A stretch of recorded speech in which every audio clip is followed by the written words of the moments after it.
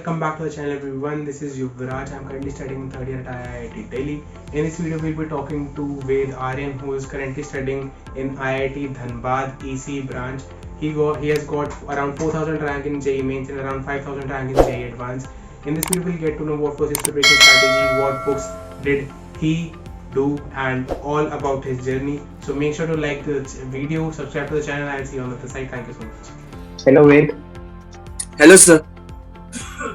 हमारे व्यूअर्स को अपना इंट्रोडक्शन दीजिए please. My name is Ved Aryan. My mains rank is 4101 and advanced rank is 5K. I am pursuing my Bachelor's of Technology from IIT ISM in Electronics and Communication Engineering. Great. तो दोनों ही mains और advance में बहुत अच्छी rank है वेद की। तो आइए जानते हैं इनकी प्रिपरेशन स्ट्रैटेजी क्या थी। मेंस के लिए अलग से जानेंगे, एडवांस से जानेंगे। तो वेद हमें स्टार्टिंग से एक जर्नी पे लेके चलो कि तुम कोचिंग गए थे, नहीं गए थे, कौन सी क्लास में पढ़ना स्टार्ट किया था, कितने घंटे पढ़ते थे, कैसे सब कुछ मैनेज करते थे, मेंस वर्सेस एडवांस कैसे मैनेज किया, जो प्रिपरेशन स्ट्रैटेजी रही तुम्हारी at any point of time. तो please go on. Yes sir, मैंने कोचिंग ज्वाइन करी थी विद्या मंदिर क्लासेस पीतमपुरा दिल्ली में एंड 2 ईयर कोर्स लिया था मैंने। 11th में ज्वाइन की थी एंड 11th में तो स्कूल हुआ करता था, मैंने रेगुलर स्कूलिंग ज्वाइन करी थी। तो रेगुलर स्कूलिंग में स्कूल डेज में 5 to 6 hours पढ़ता था एंड नॉन स्कूलिंग डेज में 11 to 12 hours. Right. I think this is the biggest event of Unacademy Prodigy. You can win up to 20 lakh rupees of graduation and post-graduation college grant. Yes, you heard it right. This is the biggest event, and starting from classes 7th up to class 12th and including both NEET and IIT JEE. All India level पर एक test होने वाला है Unacademy prodigy. Starting 23 जनवरी 4 test होने वाले हैं। Classes 7 से class 12 का डिफरेंट शेड्यूल होने वाला है। डिटेल्स आपको स्क्रीन पर दिख रही हैं कि क्या शेड्यूल होने वाला है।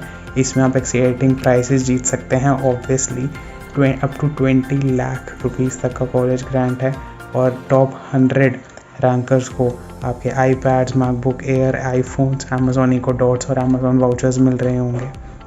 उसी के साथ साथ स्कॉलरशिप स्लैब्स भी हैं जो आप स्क्रीन पर देख सकते हैं। ठीक है, जो 29 जनवरी और 13 फरवरी को टेस्ट होगा उसमें you have the option to win 20 lakh college grant. ठीक है, और all India mock test series every Sunday from 2 to 5 PM होती रहती है अनअकैडमी पे। And if you buy 6 months of plus subscription, then you will get 2 months of class 12 CBSE Gold free. And similarly, if you buy 18 months, then you will get 3 months of class 11 CBSE Gold free on plus subscription. ये offer आपका 19 से 21 जनवरी तक valid है। और तो और मैं Unacademy पे फ्री लाइव क्लासेस भी लेते रहता हूँ। लिंक इन द डिस्क्रिप्शन आपको मिल जाएगा। प्लीज़ वहाँ पे आके भी आप ज्वाइन कर सकते हैं। Thank you so much, video पूरी देख के जाना।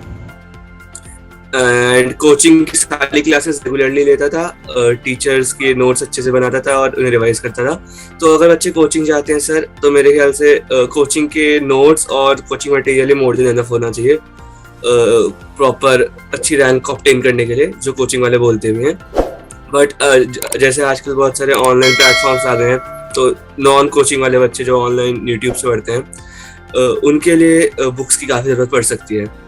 And sir particularly JEE Mains के लिए मेरे ख्याल से बोर्ड के अलॉन्ग ही तैयारी हो जाएगी। आजकल का पैटर्न देख के जो एनटीए पेपर्स फॉर्म कर रहे हैं, उन पैटर्न को देख के फिजिक्स एंड केमिस्ट्री में पर्टिकुलरली जेई मेंस के जो क्वेश्चंस होते हैं बहुत सारे एनसीईआरटी से डायरेक्ट होते हैं एंड लास्ट ईयर के एज इट इज पीवाईक्यूज होते हैं। तो I think sir for JEE Mains physics and chemistry में लास्ट ईयर के क्वेश्चंस प्लस एनसीईआरटी प्रॉपर अच्छे से करने से अच्छे परसेंटाइल स्कोर हो सकती है। एंड मैथमेटिक्स मैं फील करता हूँ कि प्लेंटी ऑफ क्वेश्चंस की प्रैक्टिस करनी जरूरी हो सकती है। एंड सर जो जेईई मेंस में मॉक टेस्ट देना बहुत इंपॉर्टेंट है, बिकॉज पेस बहुत ज़्यादा चाहिए होती है क्वेश्चंस के लिए, बिकॉज 75 क्वेश्चंस करने होते हैं एंड वो भी आ गए हैं चॉइसेस, तो उन्हें भी देखने पड़ते हैं न्यूमेरिकल बेस्ड में। एंड सर रिवीजन थॉरली करनी बहुत जरूरी होती है। मैंने रिवीजन के लिए प्रॉपर लास्ट के 3 months छोड़ दिए थे प्रॉपर रिवीजन के लिए फर्स्ट शिफ्ट से पहले। उन रिवीजन डेज में मैं एक मॉक टेस्ट देता था, उसे एनालाइज करता था और उन मिस्टेक्स वाले चैप्टर्स को प्रैक्टिस करता था बार बार। एंड सर कैलकुलेटर यूज में जैसे काफी कर लिया करता था 11th-12th में, जो कि काफी मेरे को दिक्कत हुई थी पेपर में, तो वो काफी अवॉइड करने के लिए मैं बोलूँगा, जितना अवॉइड कर सके स्टूडेंट्स बेटर रहेगा। एंड जो मॉक टेस्ट, जो मैंने शुरुआत में मेरे मार्क्स कम आते थे मॉक टेस्ट में, तो मैं डिसहार्टन हो जाया करता था एंड एनालाइज नहीं करता था मॉक टेस्ट को, तो वो मैं बिल्कुल एडवाइस नहीं करूंगा कि मैं एडवाइस बोलना चाहूंगा कि कितने मार्क्स है इररिस्पेक्टिव ऑफ रिजल्ट्स, एनालाइज कर लो मॉक टेस्ट को जस्ट आफ्टर द एग्जाम और उन गलतियों को सही कर लो, प्रैक्टिस कर लो एक बार। अच्छा, तो जब आपने 11th में कोचिंग ज्वाइन करी थी तो तब से ही आप मतलब अच्छे आपके मार्क्स आते थे या पहले कम आते थे, फिर आपने कैसे इम्प्रूव किया, ऐसा कुछ था या पहले शुरुआत से आपके अच्छे मार्क्स? नहीं सर, जैसे 300 मार्क्स का एग्जाम हुआ था मेरे 11th में जेईई मेंस में, तो मेरे 180 के अराउंड आए थे, कम ही आते थे शुरुआत में 11th में तो, एंड एडवांस में तो और भी कम आते थे, काफी कम आते थे, क्योंकि बिल्कुल आदत नहीं थी, माइंड भी डेवलप नहीं था बिल्कुल। बट सर धीरे धीरे 12th में ग्रेजुअली जब मूव किया, तो 12th में जब मॉक टेस्ट होने लग गए थे तो मार्क्स इंक्रीज होने लगे थे, 220 230 तक पहुंचने लग गए थे। तो सर 11th में तो काफी कम मार्क्स आ रहे थे पढ़ने के बाद भी, उतना ही पढ़ने के बाद। तो मतलब ऐसा नहीं था कि आपने 11th में थोड़ा लाइटली पढ़ा था, आप 11th की स्टार्टिंग से ही पढ़ रहे थे, बट फिर भी 12th में आने के बाद आपके मार्क्स बढ़े? यस बिल्कुल। तो आर्यन, जैसे कि आपने बताया आपके 11th में कम मार्क्स आते थे, तो आपने क्या चीजें ठीक करी कि आपके 12th में फिर ज्यादा मार्क्स आने लग गए? तो आपने बोला एनालाइज करता था, तो एनालाइज करने के टाइम क्या करते थे, क्या गलतियां पकड़ी और कैसे ठीक की?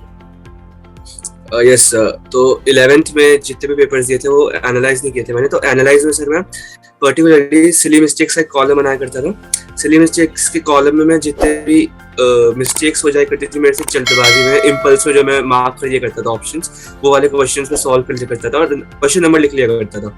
फिर मैं सर जिसमें मैं उन क्वेश्चंस को लिखता था जो मेरे से सॉल्व नहीं हो पाते थे due to lack of practice और कॉन्सेप्ट। फिर सर एक कॉलम ऐसा बना लिया करता था जिसमें मैं एक उस कॉलम में लिख दिया करता था कि टीचर ने हमें नहीं पढ़ाया, या out of the syllabus question था। तो सिली मिस्टेक वाले क्वेश्चन को मैं जस्ट एग्जाम के बाद ही प्रैक्टिस कर लिया करता था, और जो कॉन्सेप्ट लैक होता था जिस क्वेश्चन में मेरा, मैं उस वाले क्वेश्चन में देखता था कि कौन कौन से टॉपिक्स में क्वेश्चन है। तो अगर कॉमन टॉपिक्स होते थे तो फिर सर मैं उन टॉपिक्स को रिवाइज कर लिया करता था पहले, प्रैक्टिस करने से पहले। एंड आउट ऑफ सिलेबस वाले जो क्वेश्चन हुआ करते थे उनको मैं टीचर से जाकर डिस्कस कर लिया करता था कि सर ये एक्सप्लेन कर दीजिए, बिल्कुल आउट ऑफ द बॉक्स जो है। तो इससे सर मेरे को काफी ज्यादा फायदा हुआ था। जस्ट कुछ हफ्तों बाद ही, कुछ टेस्ट बाद ही मेरे मार्क्स इंक्रीज होने शुरू हो गए थे 12th में। एंड दूसरी चीज मैंने ये करी थी कि मैं बहुत ज्यादा कैलकुलेटर यूज करता था 11th में, जो कि बहुत गलत है। कैलकुलेटर यूज प्रैक्टिस के टाइम करता था, तो वो मैं जब पेपर करता था तो मैं काफी मतलब स्टक हो जाया करता था कैलकुलेशंस में कि कैसे करूँ, क्योंकि उस टाइम पेपर भी ऑफलाइन हुआ करते थे, कोविड नहीं आया था, तो बहुत ज्यादा इरिटेटिंग हुआ करता था, तो मैं मोमेंटम खराब हो जाया करता था। बट 12th में मैंने वो स्ट्रिक्टली प्रोहिबिट कर दिया था बिल्कुल calculator use. And sir 11th में मैं एक और चीज ये थी कि 11th में टीचर्स के मैं नोट्स भी जो है, नोट्स और क्लासेस वो बनाया तो करता था बट रिवाइज नहीं करता था, ज्यादा क्वेश्चन प्रैक्टिस फोकस करता था, कॉन्सेप्ट पे फोकस नहीं करता था इतना। तो वो मैंने 12th में किया था इम्प्लीमेंट बेटर। तो ये सब चीजें हैं, प्रैक्टिस बढ़ाई, रिवीजन बढ़ाया, कैलकुलेटर यूज करना बंद किया जो उनकी एक 11th में बहुत ज्यादा यूज करते थे, और बेसिकली मॉक टेस्ट को एनालाइज करना स्टार्ट, तो उसकी वजह से बहुत ज्यादा इंप्रूवमेंट आया।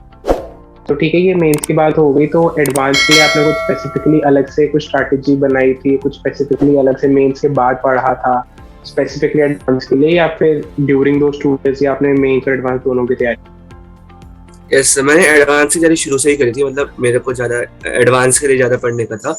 शुरुआत में 11th के बच्चों को होता भी कि एडवांस के लिए ज्यादा पढ़ना है, तो सर 11th में मैं एडवांस के लिए पढ़ता था, बट लॉन्ग सिटअप आवर्स नहीं ले पाता था मैं। मतलब 2-2.5 घंटे में मैं थक जाया करता था लगातार पढ़ के। तो वो टीचर्स बहुत बोला करते थे हमें कि आप 6 आवर्स आपको बैठना पड़ेगा एडवांस जब पेपर दोगे एक्चुअल, तो उसको इंक्रीज करो सिटअप आवर्स को। तो 11th में मैं बिल्कुल नहीं कर पाता था, 2-2.5 घंटे में थक जाता था। बट ग्रेजुअली मैं बैठ के 11th के एंड तक मुझे 3-4 आवर्स हो गया, एंड 12th में और इंक्रीज हो गया था वो। तो वो एडवांस के लिए मैंने किया था, सिटअप आवर्स बढ़ाने की कोशिश करी थी। एंड सर जैसे बोला कि तुमने स्टडी आवर्स बढ़ा दिए जो आप स्टार्टिंग में नहीं बैठ पाते थे, बट जो स्टडी मतलब लिटरेरी जो एकेडमिक स्टडी है उसके लिए क्या किया, कुछ हट के मेन से? यस, जो एकेडमिक स्टडी है उसमें जैसे जो मेन से, तो सर जैसे क्वेश्चन प्रैक्टिस पे ज्यादा फोकस किया करता था मैं शुरुआत से ही। जैसे मैंने आपको बताया मेरे नंबर कटते थे, बट एडवांस में फिर भी नोट्स पे ज्यादा फोकस किया करता था, बिकॉज जो क्वेश्चंस होते थे वो बहुत ज्यादा ट्रिकी हुआ करते थे फिजिक्स एंड मैथ्स पर्टिकुलरली, तो नोट्स के कॉन्सेप्ट ज्यादा फोकस करता था, डेरिवेशंस पे और बेसिक कॉन्सेप्ट्स पे, अंडरस्टैंडिंग पे। And yes sir, and material में कोचिंग मटेरियल में अलग से सेक्शंस डिवाइड होते हैं एडवांस के लिए, तो PYQs प्लस वो सेक्शन करके जाया करता था। बट जब भी 11th में तो मार्क्स नहीं आते थे मेरे, 180 में से 50 स्कोर किया था मैंने फर्स्ट अपने एडवांस में, तो बहुत ही लो स्कोर था। बट हाँ yes sir, but gradually but अगले 2-3 एडवांस तक जब और एडवांस हुए धीरे धीरे, तो उसमें टीचर से एडवाइस ली, तो उन्होंने बताया कि आप नोट्स और अच्छे से करो, अंडरस्टैंडिंग पे ज्यादा फोकस करो ज्यादा क्वेश्चन प्रैक्टिस पे। मेंस पे ज्यादा क्वेश्चन प्रैक्टिस के अप्रोच फॉलो करते हैं बच्चे, वो मत करो, एडवांस के लिए ज्यादा बेसिक अंडरस्टैंडिंग पे फोकस करो, तो उससे बहुत हेल्प हुई थी सर। राइट, तो ठीक है, बहुत अच्छी आपने इनसाइट्स दी, आपने पॉइंट्स बहुत फास्टली कवर किए, बट आपने बहुत ही क्रिस्प तरीके से बता दिया कि ये नहीं करना, ये नहीं करना, ये नहीं करना, मैंने ये गलती करी थी और ये नहीं करनी होती, उससे इम्प्रूवमेंट होती है। सो आई गेस शॉर्ट में व्यूअर्स को बहुत ज़्यादा वैल्यू मिली होगी इससे। आपने कोचिंग मटेरियल के अलावा कुछ स्पेसिफिकली बुक्स लगाई थी ईदर फॉर मेंस और एडवांस, या फिर your coaching material was only the questions that you have practice?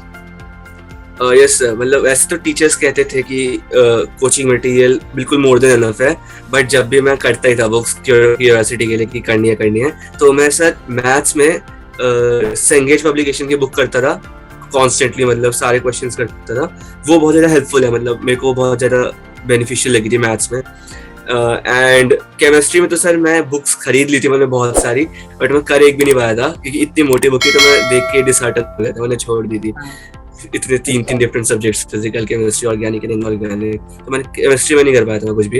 And physics में सर मैंने पहले सेंगेज पब्लिकेशन की बुक खरीदी थी, बट वो बहुत ज्यादा एक्सटेंसिव थी, कोचिंग मटेरियल के क्वेश्चन एज इट इज उसमें कॉपी कर रहे थे, तो मैंने थोड़े नए सेट ऑफ क्वेश्चंस के लिए मैंने अरिहंत की बुक करी थी फिजिक्स में, वो काफी न्यू क्वेश्चंस थे उसमें, वो हेल्पफुल थी। एंड सर PYQs मैंने किए थे एडवांस के लास्ट 40 इयर्स वाले अरिहंत पब्लिकेशन के, वो बहुत ज्यादा हेल्पफुल थे बिल्कुल। So thank you note, so thank you so much Ved for taking out your time to help your juniors. Thank you so much for coming in. Thank you sir. Thank you. Bye bye. Bye. That was it for today's video. Make sure to like the video, subscribe to the channel and comment on your favorite part. If you are also one of those who has any of the friends who would like to share their journey, or you are one of those who want to share their journey, then do comment down. Description आपको मेरा Telegram handle मिल जाएगा, वहाँ पे मुझे आप contact कर सकते हैं, और ऐसी और वीडियोस के लिए चैनल को सब्सक्राइब कर दें। I will see you in the next one. Thank you so much.